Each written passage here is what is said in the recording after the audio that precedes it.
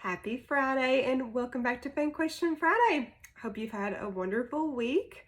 If you're new to F.a.N Question Friday, this is Food and Nutrition Question Friday, where I answer any questions that come through on dinnerinthreetwoone.com or on Instagram and Facebook.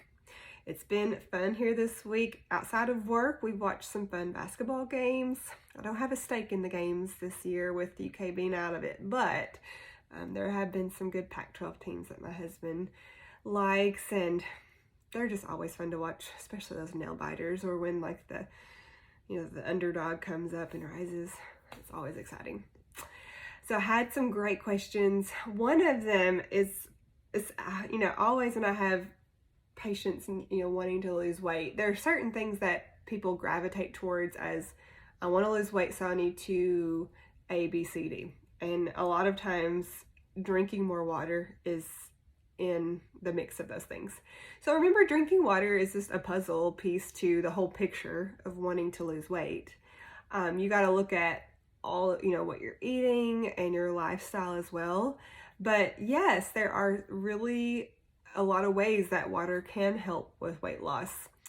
One of the biggest ones is if you're replacing calorically, carbohydrate dense drinks with water. Just think about regular sodas and nutrient dense, not nutrient dense, sugar and calorie dense, like coffees.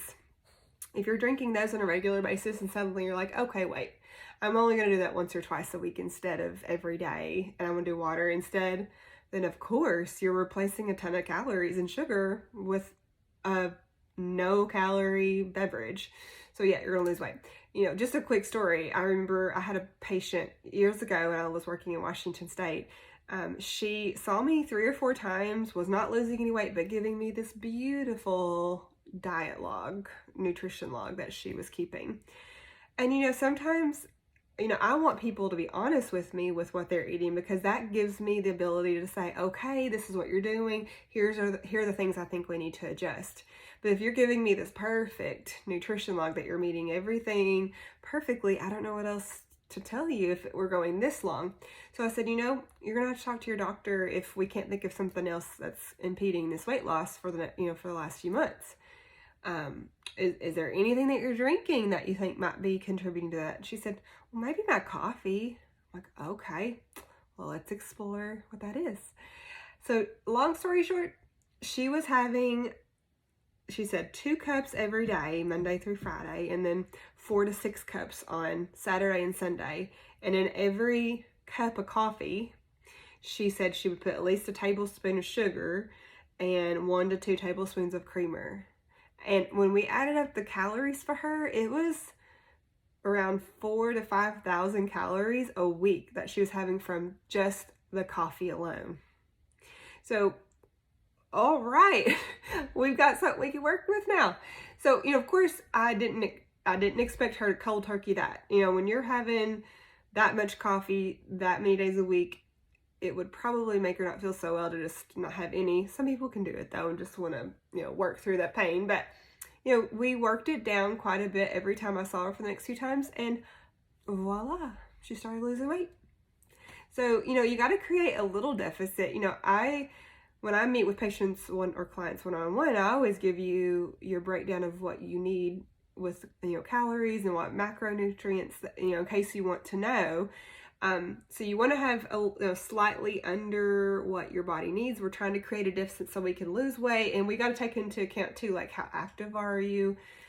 But we don't need to go too far down that your body then starts just holding on to everything as well.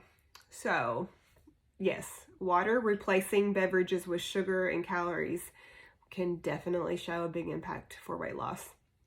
Also, having regular bowel movements is helpful for weight loss. Weight is not just, fat that you're weighing in your body. You're weighing your whole body. So if you're not going to the bathroom but every 2 or 3 days or more, then, that's going to be impactful for your weight loss too.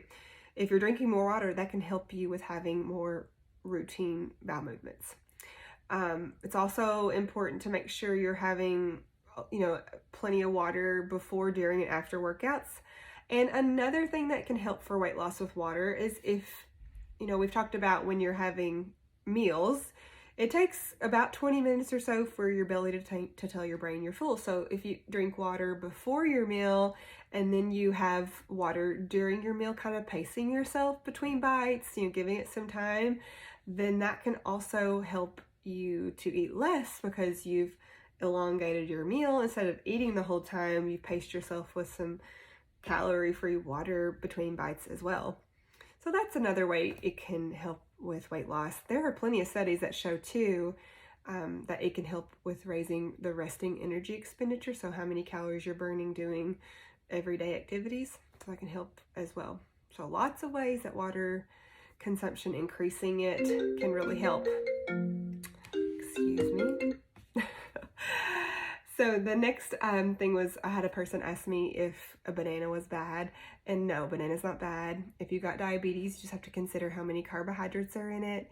There are about 28 grams of carbs in a banana, and you also have to consider it's got calories as well. But if you were to tell me I only had a banana for breakfast, then I would say, okay, we want to have something like protein with it. A lot of times diets that have a push for no carbs or very minimal carbs, they're anti-fruit a lot of the time. I'm not saying all of them are, but they'll be very restrictive because fruit can have, like a banana has more than some of those extremely low carb diets have that you can have in the whole day. So have a banana. I mean, anything that says something so nourishing, high in vitamins and minerals and antioxidants is bad, don't listen to them. Hope you have a wonderful week.